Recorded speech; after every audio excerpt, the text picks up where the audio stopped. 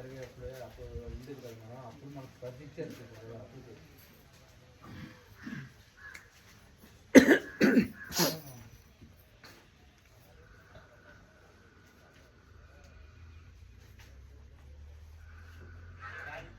యుద్ధ సమయంలోనూ శ్రీకృష్ణ పరమాత్మ ఏంటి పూరించాడు?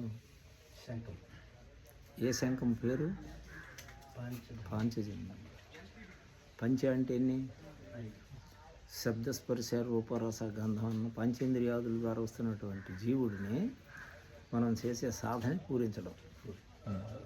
అప్పుడు శత్రురాజులు ఏమవుతారు? వాళ్ళ గుండెలు గుబ్బిళ్ళు అంటారు అనేసి ఉంది. అదే ఇది ఆ పాంచజన్యం పూరించడం అన్నది ఈ విద్య. పంచ అంటే శబ్ద స్పర్శ రూప రస గంధం అన్న 5 ఇంద్రియాదుల ద్వారా బహిర్ముఖంగా వచ్చేస్తున్నది. సదాశివుడికి జీవుడని నామకరణం చేయబడ్డది. కాబట్టి పూరించడం అంటే ఏమిటి? ఇంతవరకు మనం కూర్చొని చేసేది ఏంటి? అది పూరించడం.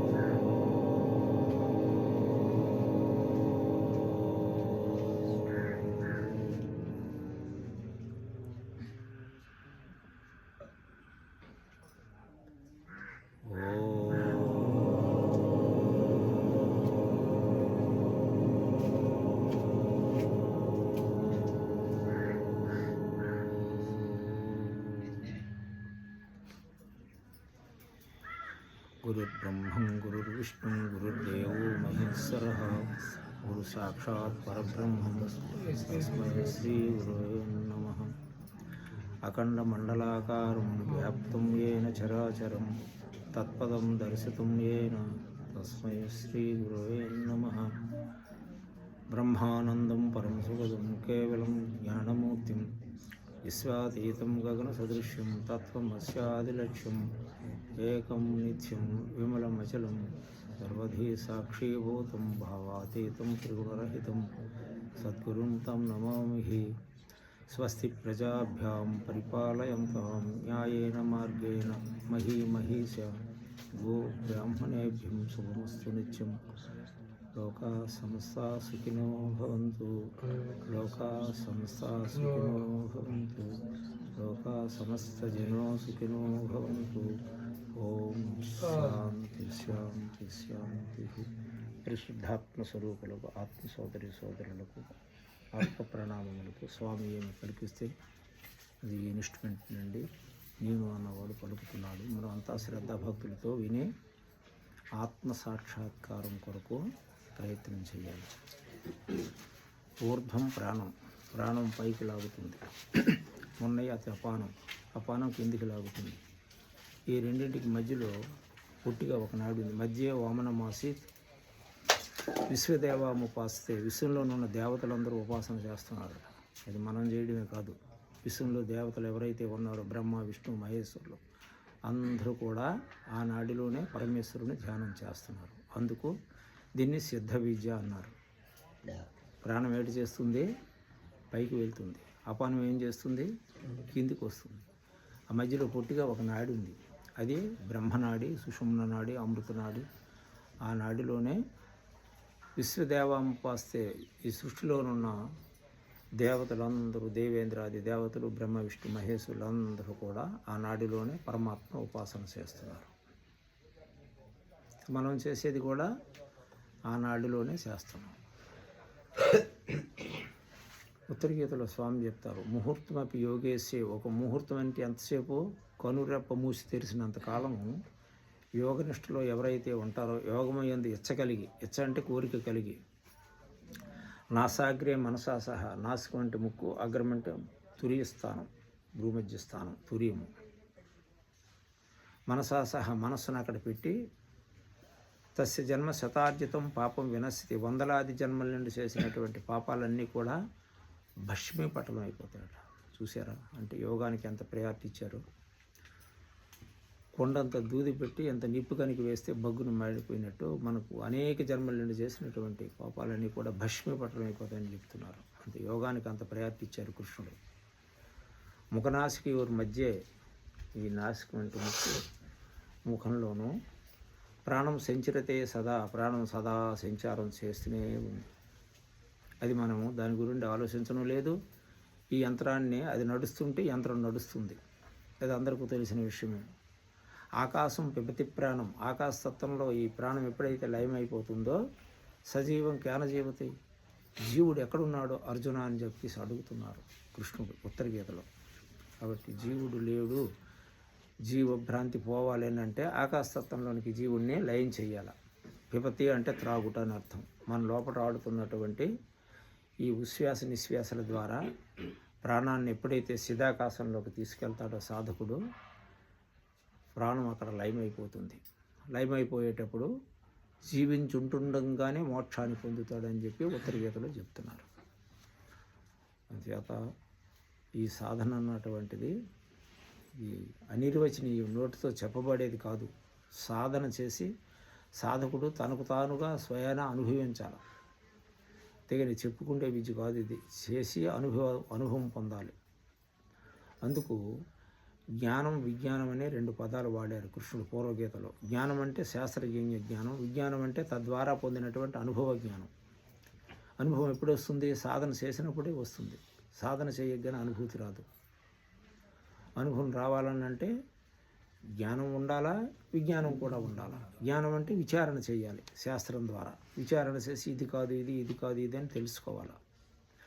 తెలుసుకున్న తర్వాత సాధనని ప్రారంభించాలి. సాధన చేస్తే ఏమవుతుంది? అనుభవ జ్ఞానం వస్తుంది. ఇది నా అనుభవాన్ని చెప్పగలుగుతారు. అందుకు అనుభవ జ్ఞానం అన్నది విజ్ఞానం అంటారు. జ్ఞానం అన్నది శాస్త్రజ్ఞ జ్ఞానం. దేనికైనా మనం ఏదైనా చేసామంటే ప్రమాణం ఉండాలి. ఆ ప్రమాణబద్ధంగా ప్రయోగం చేయాలి. తస్మాత్ శాస్త్రం ప్రమాణంతే కార్యకారి వ్యవస్థతో, ఈ పని చెయ్యొచ్చు ఈ పని చేయకూడదు అన్నదానికి శాస్త్రం ప్రమాణం. జ్ఞాత్వా కర్మకర్తుమిహార్సి, శాస్త్రాన్ని తెలుసుకొని కర్మలను ఆచరించమంటున్నాడు కృష్ణుడు. యశాస్త్ర విధిముత్యద్య వర్తంతే కామకార, ఏదైతే శాస్త్రం చెప్పిందో ఆ ప్రకారంగా నడుచుకోవాలంట. వర్తంతే అంటే శాస్త్రం అక్కర్లేదు అన్నటువంటి వారికి కామకారత అంటే కోరికలు ఉన్నాయి కాబట్టి తన ఇష్టానుసారంగా వెళ్తాడు కాబట్టి శాస్త్రాన్ని ఉల్లంఘిస్తాడు అని చెప్పి. అటువంటి వాడు నససిద్ధి నవాప్నోతి నసుఖం నపరాంగతం, ఇహంలో కానీ పరంలో కానీ వాడు సుఖాన్ని పొందలేడు అని చెప్పారు. అందుచేత ప్రతి ఒక్కరం కూడా శాస్త్ర ప్రమాణం ప్రకారంగా ప్రయోగం చేయాలి. ఇప్పుడు మనం ఒక షర్టు కుట్టించుకోవాలి, దానికి కొలబద్ద ఉంటుంది ఇంత అని. అలాగనే మనం చేసే ప్రతి క్రియకి కూడా శాస్త్రం ప్రమాణం అని చెప్తున్నారు. దాన్ని ఎప్పుడైతే విడిచిపెట్టామో కోరికలు ఉంటాయి కాబట్టి శాస్త్రం అక్కర్లేదు అనేస్తారు కొంతమంది. శాస్త్రం ఉండాలి, శాస్త్రం ప్రకారంగా ప్రయోగం చేయాలి. ఇప్పుడు మనం చేసే విద్య ఏంటి? సిద్ధ విద్య. ఎక్కడుంది? దశోపనిషత్తుల్లో ఉంది, భగవద్గీతలో ఉంది, ఉపనిషత్తులు అన్నీ చెప్తున్నాయి. ఈ విద్య గురించి ఎంతెంతగానో ఆర్యులు రచన చేశారు, వాళ్ళ అనుభవాన్ని కూడా చెప్పారు. ఈ ధర్ముల మహాత్ములు అందరూ కూడా ఇదే విద్యని చేసి సిద్ధిని పొందారు. పూర్వం నుండి అనాది నుండి ఉంది. భగవద్గీతలో స్వామి ఏం చెప్తాడంటే లోకే అస్మిన్ వివిధ నిష్ట, రెండు మార్గాలు ఉన్నాయట భగవంతుని చేరుకోవడానికి. తత్వమన్నీ కూడా పక్కకు పెట్టాడు కృష్ణుడు. అర్జున, లోకే అస్మిన్, ఈ లోకంలో వివిధ నిష్ట రెండు మార్గాలు ఉన్నాయి. జ్ఞానయోగి అయిన సాంఖ్యానం, జ్ఞానుడికి సాంఖ్య మార్గం అంటే నేతి వాక్యముల చేత ఇది కాదు ఇది పరమాత్మ, ఇది కాదు ఇది కాదు అని చెప్పేసి వాళ్ళు దాటుకుంటూ విచారంలో ఉంటారు, వాళ్ళు జ్ఞానులు. కర్మయోగేన యోగీనం అన్నారు, కర్మిష్ఠులకు కర్మయోగం అన్నారు. అని ఈ లోకంలో రెండు మార్గాలు నా చేత అంటే సృష్టి ఆది నుండి నా చేత నడుపబడుతున్నాయి అని అన్నారు. అంటే అన్నిటినీ పక్కకు పెట్టేసి రెండు మార్గాలు ఉంచారు. జ్ఞానయోగి అయిన సాంఖ్యానం, కర్మయోగి అయిన యోగీనాం. కర్మిష్ఠులకు కర్మయోగము, జ్ఞానులకు సాంఖ్యం విచారణ. అంటే సన్యసించి అన్నీ విడిచిపెట్టేసి మన భారతలాగా చక్కగా కూర్చొని ప్రజల్ని నా కర్మన ప్రజ ధనేన త్యాగేన, కర్మల్ని ప్రజల్ని ధనాన్ని త్యాగం చేసింది. అందుకు మన భారతని మనం ఏమంటున్నాము? పరమహంస అని అంటున్నాం. హంస ఏం చేస్తుంది? పాలు నీళ్ళు కలిసి ఉంటే పాలను తీసుకుంటుంది, నీళ్ళు నడిచిపెట్టేస్తుంది. అలాగే హంసన్యాయంగా మనము ఈ జ్ఞాన మార్గంలోని కొంతమంది వెళ్తారు. దాన్నే సాంఖ్యం అంటారు. సాంఖ్యం అంటే విచారణ ద్వారా ఈ శరీరంలో 25 తత్వాలు ఉన్నాయి, 24 తత్వాలు ఉన్నాయి. పంచ ప్రాణాలు, ప్రాణం, అపానం, సమానం, ఉదానం, వ్యానవాయువు అని 5 వాయువులు ఉన్నాయి. వశిష్ఠుడు అంటాడు, రామ అసలు ప్రాణమే లేదని అంటున్నాడు, ఇక్కడ 5 వాయువులు అంటున్నారు. ఏంటి కథ? ధర్మ విరుద్ధంగా ఉంటుంది. ఒక దగ్గర ఒకటి చెప్తున్నారు, ఇంకొక దగ్గర ఇంకోటి చెప్తున్నారు. అంటే పూర్వపక్షము సిద్ధాంతం తెలియని వాళ్ళకి కిందికి దిగి చెప్పారు, తెలిసిన వాళ్ళకి ఇది లేదని అంటున్నారు. ఎలాగా? అది అనుభూతి వస్తే కానీ తెలవదు. ప్రాణం లేదు రామా అంటున్నారు. అంటే జీవుడు లేడు అని అర్థం. ఆకాశం పిబతి ప్రాణం, ఇందాకల ఉత్తర గీతలో చెప్పినట్టుగా ఈ ప్రాణవాయువు ఎప్పుడైతే ఆకాశతత్వంలో చిదాకాశంలో లయమైపోయిందో జీవుడు లేడు. అంతవరకు కూడా జీవుడు ఉన్నాడు. ఆ జీవుడికి ఏమన్నారు? ప్రాణం అన్నారు. ఆ ప్రాణానికి ఏమన్నారు? ప్రాణము, అపానము, సమానం, ఉదానం, వ్యానవాయువు అని 5 పేర్లు పెట్టారు. ఈ బాడీలో ఫంక్షన్స్ అన్నీ జరిపిస్తుంది ఆ ప్రాణవాయువే.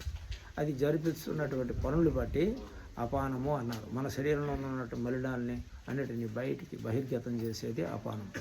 నాభి సమాన వ్యవస్థిత, బుడ్డి దీవులో నాభి ఉంటుంది. మన లోపల ఉన్నటువంటి తిన్న పదార్థాన్ని రక్తంగా మార్చి, రసంగా మార్చి దాన్ని అంతటనే శరీరం అంతటా పంచి పెడుతుంది. వ్యానవాయువు, ఉదానవాయువు కంఠం దగ్గర ఉంటుంది. అంటే అది చేస్తున్నటువంటి పనులను బట్టి 5 పేర్లు దానికి వచ్చాయి. వశిష్ఠుడు అంటాడు, రామ ప్రాణమే లేదంటారు. ఎలాగా? ఇది ఎవరికి తెలుస్తుంది ఈ విషయం? ప్రాణం ఎప్పుడు లేదు? ఎప్పుడైతే మనకు కుంభకం వస్తుందో ప్రాణము అన్నది ముఖ్య ప్రాణంలో లయమైపోతుంది. మనకు ఈ వృత్తులన్నీ జరుపుతున్నది వృత్తి ప్రాణం, దాన్ని జీవుడు అన్నారు. ముఖ్య ప్రాణం ఎక్కడ ఉంటుంది? మూలాధార ఆరంభ్య బ్రహ్మరంధ్ర పర్యంతం, ఇక్కడ నుండి ఎక్కడ ఉంటుంది ముఖ్య ప్రాణం. అది హిరణ్య గర్భాయ నమః అన్నారు వేదాల్లోనూ. హిరణ్మయ వర్ణంలో బంగారు కాంతులతో కాంతి చిదాకాశంలో ప్రకాశిస్తున్నాడు సదా. దాన్నే సంధించాలి, జీవుడిని బ్రహ్మానికి సంధించాలి. ఆ చిదాకాశంలోకి వెళ్ళే మార్గమే ఈ సిద్ధ విద్య. నిరంతరం కూడా మన లోపల ప్రాణం అన్నటువంటిది 5గా మారి ఈ శరీరంలో ఫంక్షన్స్ జరుగుతున్నాయి. ఇది ఎప్పుడైతే మనం కూడగడతామో ఇక్కడికి తీసుకొస్తామో అప్పుడు వృత్తి ప్రాణం అన్నది లేదు. అంటే జీవుడు లేడు అని దాని అర్థం. అంతవరకు జీవుడు ఉన్నాడు అని అన్నారు. జీవుడు వేరు, దేవుడు వేరు అన్నారు.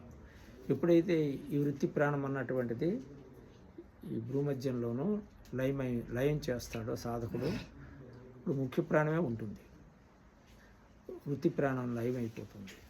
అందుకు ప్రాణం లేదని రామచంద్రుడు వారితో వశిష్ఠుడు చెప్తున్నటువంటి విషయం. ప్రాణం లేకపోతే ఫంక్షన్స్ అన్నీ ఎలా జరుగుతాయి? ప్రాణం ఉంది, లేదు. ముఖ్య ప్రాణం ఉంది, దాని ద్వారా ఈ వృత్తి ప్రాణం అన్నటువంటిది పంచ జ్ఞానేంద్రియాదుల ద్వారా పంచ ప్రాణాలు, పంచ కర్మేంద్రియాలు, పంచకోశములు, 24 తత్వాలతో మనస్సు, బుద్ధి, చిత్తము, అహంకారం అన్నటువంటి అంతఃకరణ చతుష్టయము ఈ ఫిజికల్ బాడీ పనిచేస్తుంది.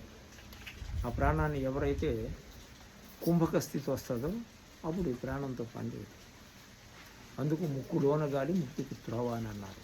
ముక్కులోన గాలి, బయట గాలి కాదు, లోపల గాలి. మనం చేసేదే లోపల గాలినే తీస్తున్నాము.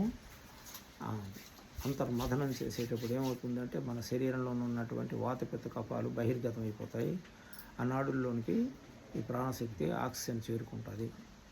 అందుకు యోగం మినహా ఇంకొక మార్గం లేదని చెప్పడానికి కారణం. 1,25,000 మార్గాల్లో ఉత్తమమైనటువంటి మార్గం ఈ నాదానుసంధానం లేక లయయోగం. 2,700,000 నాడులు ఉన్నాయి సహస్రారం నుండి అరికాళ్లకు. ఈ 72,000 నాడుల్లో ఉన్నటువంటి మలాన్ని శుద్ధి చేసే ప్రక్రియ పుస్తకాలు చదివితే అవుతుందా, పూజలు చేస్తే అవుతుందా, కుంభమేళాలకు వెళ్తే అవుతుందా, దేవాలయాలు తిరిగి వెళ్తే అవుతుందా? మీరే డోంట్ డిపెండ్ ఆన్ అదర్స్. ఇతరులకు మీ బుర్ర తాకట్టు పెట్టకుండా మీరు ఆలోచించుకోండి ఈ సాధన ఎంతవరకు కరెక్ట్ అన్నది. 72,000 నాళ్ళు ఉన్నాయి ప్రతి ఒక్కరికి. నడినెత్తి నుండి అరికాళ్లకు 72,000 నాళ్ళు, మెయిన్ నాళ్ళు, పిల్లనాళ్ళు. ఈ 72,000 నాళ్ళలో శక్తి చాలనం చేయాలి. అంటే శక్తిని పంపించి చాలనం అంటే శుద్ధి చేయాలి. ఆ శుద్ధి చేసే ప్రక్రియే ప్రాణ ఆయామము. అదే సిద్ధ విద్య, అదే అజప గాయత్రి, అదే నాదానుసంధానము, అదే కుండలిని యోగము, అదే హంస మంత్రము, అదే సోహం మంత్రము, అదే ప్రణవోపాసన. అదే యోగము. యోగము అంటే అర్థం ఏంటి? కలయిక అని అర్థం. ఎవరి కలయిక? జీవుడు పరమాత్మలో ఐక్యం కావాలి. రెండు ఒకటి అవుతాయా? అవు. రెండు సమాంతర రేఖలు ఒక దగ్గర కలుస్తాయా? కలవు. రెండు ట్రైన్ పట్టాలు ఉంటాయి, రెండు సమానంగా పోతూనే ఉంటాయి. ఆ రెండింటిని కలిపే చోటే పరమాత్మ. ఇది ప్రాణము, ఇది అపానము. ఈ రెండు ఇక్కడ కలపాలి తిరియంలో. మూలాధార ఆరంభ్య బ్రహ్మరంధ్ర పర్యంతం సుషుమ్న సూర్యభ తన్మధ్యే పరమాత్మ వ్యవస్థిత అని మంత్రపుష్పంలో చదువుకుంటున్నాం. కానీ చదివిన శాస్త్రాన్ని అర్థంలోకి తెచ్చుకొని అనుభూతిని పొందడానికి సాధన చేయటం లేదు. అక్కడే మనం పొరబడుతున్నాం. ప్రతి ఒక్కరూ శాస్త్రాలు చదువుతున్నాం, ఎక్కువగా లలితా సహస్రం చదువుతాం, విష్ణు సహస్రం చదువుతాం, భగవద్గీత చదువుతాం. కానీ ఆ రెండు సమాంతర రేఖలు కలిసే చోటే పరమాత్మ ఉండే చోటు. ఇది ప్రాణము, అపానము. గుదే అపానం అన్నారు. అపానం ఎక్కడుంది? గొదములో ఉంది. గొదము అంటే అంగిలి. అంగిలిలోంచి కిందికి ఎప్పుడైతే వెన్నుపాములోంచి కిందికి వచ్చిందో అప్పుడు వృత్తులన్నీ జరుగుతున్నాయి. దానికి పంచ ప్రాణాలు అన్నారు, పంచ జ్ఞానేంద్రియాలు అన్నారు, పంచ కర్మేంద్రియాలు అన్నారు. అలా ఈ విధంగా 24 తత్వాలు, మనస్సు, బుద్ధి, చిత్తం, అహంకారం అన్నటువంటివి ఈ 24 తత్వాలతో కూడుకుని ఉంది ఈ స్థూల శరీరం. ఈ స్థూల శరీరంలోనూ ఆ జీవాత్మ అన్నటువంటిది సంచారం చేస్తుంది.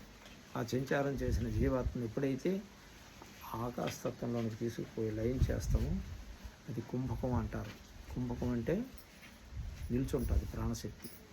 మనకు 12 ఇంచీల శ్వాస బయటకు వస్తుంది, 8 ఇంచీల శ్వాస శిరస్సులోకి వెళ్తుంది.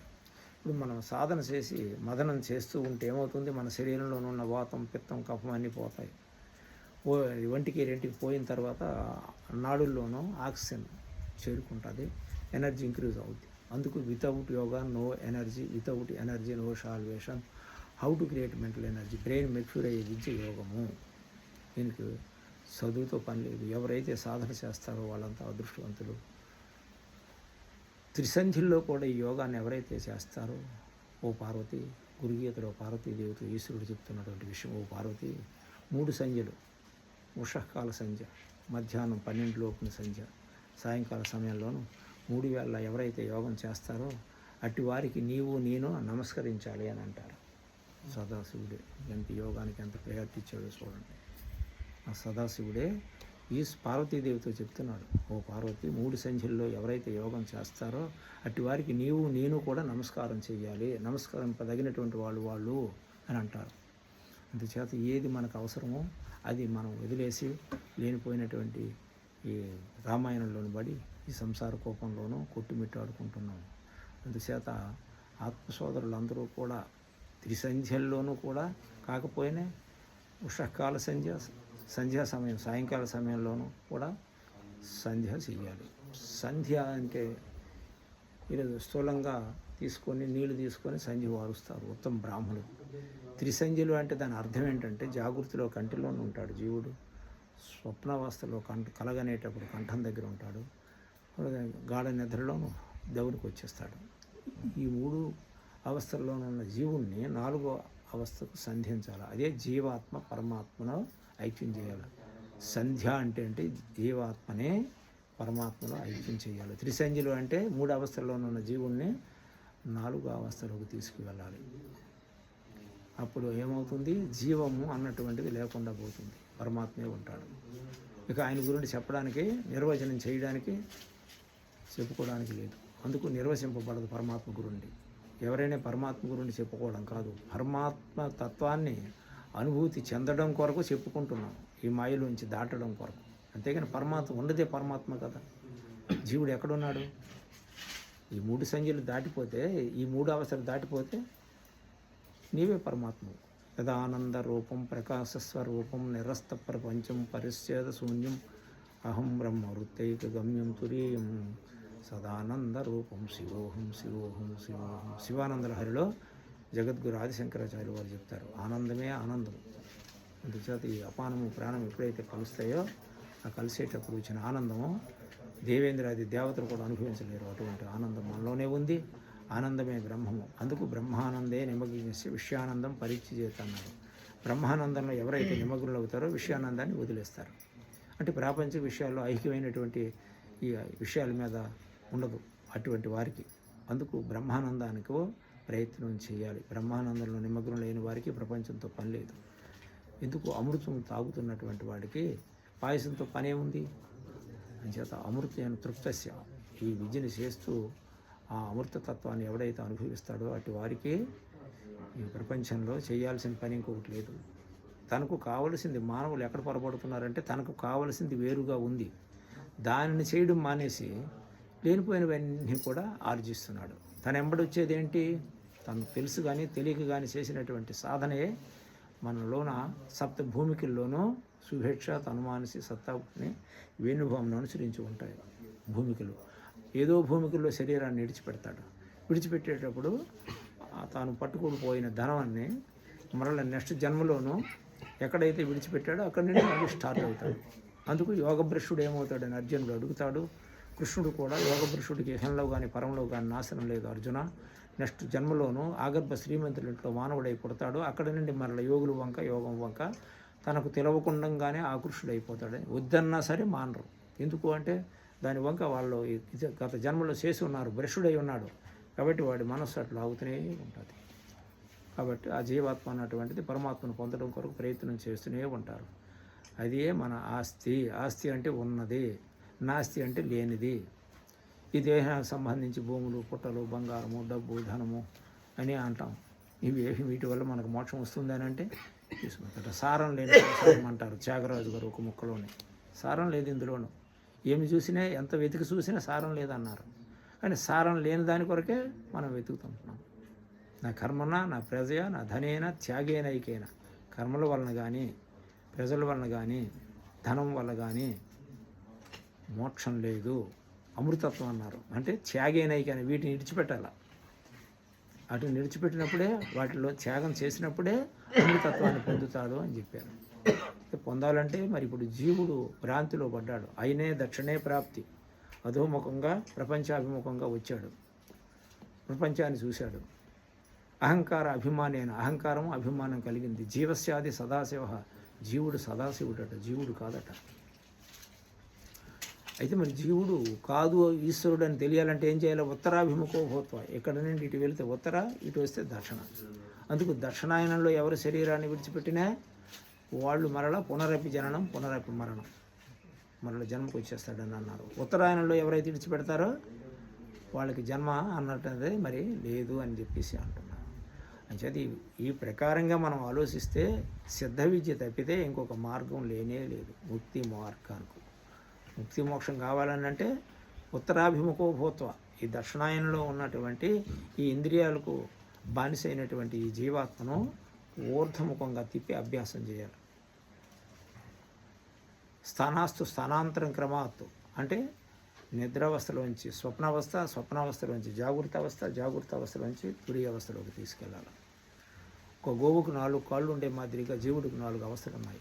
3 అవస్థల గురించి మనకు తెలుసు. 3 అవస్థలు ప్రపంచంలో పుట్టిమిట్టాడుకుంటున్నాడు జీవుడు మాయలో పడి. 4 అవస్థలకు వెళ్తే కానీ యథార్థం తెలియదు. ఎన్ని పుస్తకాలు చేయండి, పూజలు చేయండి, ఎన్ని చదువుకోండి, ఎన్ని చేయండి, ఉత్తరాది వెళ్ళండి, దక్షిణాది వెళ్ళండి. ఇప్పుడు కుంభమేళాకి వెళ్తున్నారు. కుంభమేళాకి వెళ్ళి ఎక్కడ ములుగుతున్నారు? త్రివేణి సంఘంలో ములుగుతున్నారు. ఈ దేహాన్ని ముంచితే మోక్షం వస్తుందా చెప్పండి? ఎక్కడుంది చెప్పండి? చనిపోయి అంటున్నారు. వెళ్ళిన వాళ్ళు ఎన్నో బాధలు అనుభవిస్తున్నారు. దేహం ఖర్చు అవుతుంది, కాలం ఖర్చు అవుతుంది, ధనం ఖర్చు అవుతుంది. ప్రశాంతంగా ఒక ముహూర్తం మాత్రం ఉండు అంటున్నారు. నిష్టలోను, యోగ నిష్టలోను ఉంటే అనేక జన్మల్లోని చేసిన పాపాలన్నీ భస్మీపటలం అయిపోతాయని అంటున్నారు. అది చేయలేకపోతున్నాం. శివునికి ఇల్లు కట్టినట్టు చెప్తున్నారు మహర్షులు. ముహూర్తం అంటే రెప్ప మూసి తెరిచినంతకాలం నిష్టలోను ఉండమంటున్నారు. అది లేక త్రివేణి సంఘం అని చెప్పి ఈ స్థూల శరీరాన్ని తీసుకెళ్ళి ఆ త్రివేణి సంఘంలో బంధం ఎవరికి? లోపల ఉన్న జీవుడికే, ఈ ఫిజికల్ బాడీకే బంధం. కానీ మోక్షం కానీ ఏది కావాలన్నా సరే ఈ శరీరానికి కాదు, ఈ స్థూల శరీరానికి కాదు, లోపల ఉన్న జీవుడికే బంధం పెట్టుకున్నాడు. ఆ జీవుడి మరల మోక్షం కావాలంటున్నాడు. అందుకే త్రివేణి సంఘంలో మునగాలి. త్రివేణి సంఘం అంటే గంగా, యమున, సరస్వతి అంతర్వాహిని. అది లోపల నుండి వెళ్ళాలి జీవాత్మ. వెళ్ళి అక్కడ గంగ యమునలో సంఘం ఉన్నది చూడరా, సంఘములో స్నానంపు చేసితే లింగగురుడవు నీవురా అని అన్నారు. వాడే ఈశ్వరుడు అని చెప్పారు. ఎంత తేలిగ్గా చిన్న చిన్న మాటల్లోనే చెప్పారు. కానీ మనకు అది అర్థం కాక నానాయాతనలకు గురైపోతున్నాం. త్రివేణి సంఘం అంటే ఇలా. చూడండి, అవసాన కాలంలో ప్రాణం ప్రయాణం చేసేటప్పుడు ఈ యోగం అన్నటువంటిది మనకు ఎంత ఉపయోగపడుతుందో. చనిపోతున్న మనిషిని చూడండి, ఏది చెయ్యాలన్నది అప్పుడు అర్థమవుతుంది. వాడు కొన్ని లక్షలు తేళ్లు కుట్టినంత బాధను అనుభవిస్తాడు జీవుడు పోయేటప్పుడు. అనేక షేకింగ్ వస్తుంది, కఫం వస్తుంది, కొంతమందికి కళ్ళ వెంబడిపోద్ది, కొంతమంది నోటి వెంబడిపోద్ది, కొంతమందికి ముక్కు వెంబడిపోద్ది, కొంతమందికి దిగు ద్వారాలోంచి పోద్ది. ఒక్క యోగే మోక్షానికి తీసుకువెళ్తాడు. ఇలాగా ఉత్తరాభిముఖో భూత్వ. అలా స్వచ్ఛంద మరణాన్ని పొందినవాడు భీష్మాచార్యుడు. ఆయన కూడా యోగ మార్గంలోంచి వెళ్ళాడు. ఉత్తరాయణ పుణ్యకాలం వరకు కూడా చర్యలన్నీ, రాజ్య పరిపాలన, మానవులకు అన్నీ చెప్పేసి స్వచ్ఛంద మరణం అని పొందాడు భీష్మాచార్యుడు. ఆయనకు ఒక మార్గం, మనకు ఒక మార్గం ఉండదు. అందుచేత మనమంతా కూడా ఏదైతే ఆ అమృతనాడి మార్గం, సుషుమ్న నాడి మార్గం ఉందో దాన్ని మనము తట్టి తెరిచి లోపలికి వెళ్ళాలి, బ్రతికి బట్ట కట్టి ఉండగా. అప్పుడు ఇప్పుడు నేర్చుకొని ఉంటే అప్పుడు ఈజీగా మనం వెళ్ళిపోగలుగుతాం. అందుచేత ఉత్తరాభిముఖోభూత్వ స్థానాస్తు స్థానాంతరక్రమాత్ మూర్ధిని అంటే శిరస్సు, ఆత్మ ఉండే చోటులో ప్రాణాన్ని సాధన ద్వారా, యోగాభ్యాసం ద్వారా ఉత్తరాభిముఖోభూత్వ. ఉత్తర అంటే ఎక్కడి నుండి ఇది ఉత్తర, ఇది దక్షిణ. ఈ 3 స్థానాలు దాటించి తురియ స్థానంలో తీసుకుపోవాలి బ్రతికి బట్టగట్టి ఉండగా. ఆత్మాన్ ప్రాణాన్ని యోగాభ్యాస స్థితశరణ్, యోగాభ్యాసం ద్వారా చలనం లేకుండా చేయండి అని అంటున్నారు త్రిశిక బ్రాహ్మణోపనిషత్తులో మహర్షులు. అంచేత మన సాధన తాలూకు ఉద్దేశం అదే. బ్రతికి బట్టగట్టి ఉండగా, హెల్దీగా ఉండేటప్పుడే జ్యోతి ఉండగా ఇల్లు చక్కబెట్టుకోండి అని మన ఆర్యులు మనకు ఆదేశించారు. కాబట్టి ప్రతి ఒక్కరూ కూడా ఆత్మ సోదరులందరూ కూడా ఈ సిద్ధ విద్య ద్వారా మోసపోకుండా నిరంతరం గచ్చన్ తిష్టన్ సదాకాలం నడుస్తూ, కూర్చుంటూ, పండుకుంటూ, ఎల్లవేళ తడి మడి మైల ఏమీ లేదు. ఎందుకు అంటే పూజలు పునస్కారాలు చేయడానికి తడి మడి మైల అవన్నీ ఉండాలి. ఇది శుభ్రత అక్కర్లేదని కాదు. నువ్వు శుచిగా ఉండు చెప్పే ప్రణవం నిత్యం నిరంతరం ప్రాణాయామాన్ని ఎవడైతే చేస్తాడో పద్మపత్రం యువాంబసన్ అన్నారు. తామరాకు నీటిలోనే ఉంటుంది, నీటికి తామరాకు ఎట్టి సంబంధం లేదు. సాధకుడు సంసారంలోనే ఉంటాడు, సంసారం వాడికి అంటపడదో, వాడే రియల్ సన్యాసి, వాడే యోగి అని చెప్పి మన మహర్షులు ఉపనిషత్తుల్లో చెప్తున్నారు. అందుకు భగవద్గీతలో స్వామి కూడా యోగస్థుకుడు కర్మాని సంఘం తక్కువ ధనంజయ సిద్ధాసిద్ధ సమూహత్వ సమత్వం యోగ ఉచితే. సమత్వ బుద్ధిని ఏదైతే కలుగు చేస్తుందో అది యోగం అని అన్నారు. అన్ని యోగం కాదు, సమత్వం యోగ ఉచిత అన్నారు. సమత్వ బుద్ధిని కలుగు చేసేది యోగం. అంటే ప్రాణం అపానం ఎప్పుడైతే ఇక్కడ అపానం ప్రాణంలో లయమైపోతుందో సిద్ధాకాశంలోకి జీవుడు వెళ్ళిపోతే వాడికి బట్ట బయలైపోతుంది. వాడు ఎవడో వాడు తెలుసుకుంటాడు, తనకు తానుగా ఉంటాడు. అదే ఆత్మదర్శనము, ఆత్మ సాక్షాత్కారం అన్నారు. అందుచేత ఆత్మ సోదరులందరూ ఈ సిద్ధ విద్య అన్నటువంటి దానిని పట్టుకొని శతంచయాక హృదయస్య నాడ్య. హృదయం అంటే భూమధ్య స్థానం. కఠోపనిషత్తులు చెప్తున్నారు. నచికేతుడికి యమధర్మరాజు వారు చెప్తున్నారు ఈ మార్గాన్ని. ఓ నచికేత, శతంచయాక, శత అంటే 100 నాడులు ఉన్నాయి. ఇలాగా ఇటుక 50, ఇటుక 50. యాక అంటే ఒక నాడిలకు ఉంది. ఈ నాడులో మనకు బ్లడ్ సర్క్యులేషన్ క్లోజ్ అయిపోతే ఈ కాలు చేయి పడిపోద్ది, పక్షవాతం అంటారు. ఇటు క్లోజ్ అయితే ఈ కాలు చేయి పడిపోద్ది, రివర్స్లో ఉంటాయి. ఈ 100 నాడులు అత్తుకొని ఉంటుంది ఒక నాడి. కఠోపనిషత్తులో చెప్పారు. శతంచ యాక, శత అంటే 100, చ అంటే మరియు, యాక అంటే ఒక నాడి. హృదయస్య నాడ్య, హృదయం అంటే భూమధ్య స్థానం. తాషాం మూర్ధిని వంకున్నది ఆ నాడి, అదే శివధనస్సు.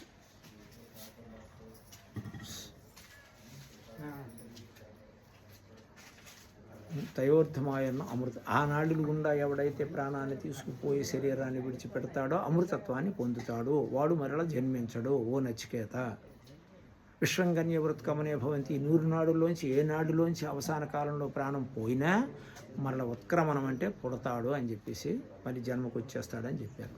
కాబట్టి బుద్ధివంతుడైనటువంటి ఆత్మ సోదరులందరికీ కూడా ఆత్మ నమస్కారములతో స్వామి చెప్పినటువంటి ఈ విద్యని మనం బాగుగా పోషించి నిరంతరం ఒడిసెలో రాయేసి తిప్పుకుంటున్నట్టు గచ్చన్ నడుస్తూ, కూర్చుంటూ, పండుకుంటూ, వేళ రాత్రి పొగలనుకుంటూ నిరంతరం ఎవరైతే చేసుకుంటారో వాళ్ళకి త్రిసంధ్యల్లో చేసినటువంటి వారికి, 3 వేళలా చేసిన వారికి నీవు కూడా నమస్కారం చేయాలని ఆ పరమేశ్వరుడే గురుగీతలో పార్వతీదేవితో చెప్పినటువంటి విషయం. అంచేత దీనికి ఎంత శాస్త్రం ఉందో, ఎంత అగాధమైనటువంటి లోతుగా విషయం చెప్పారు మన ఆర్యులు.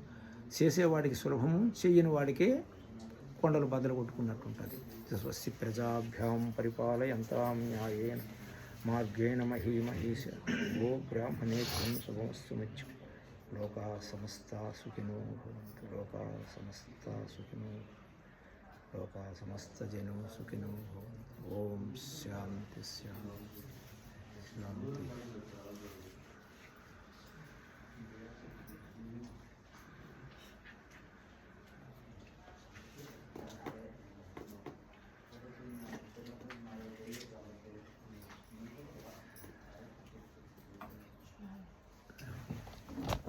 బిడ్స్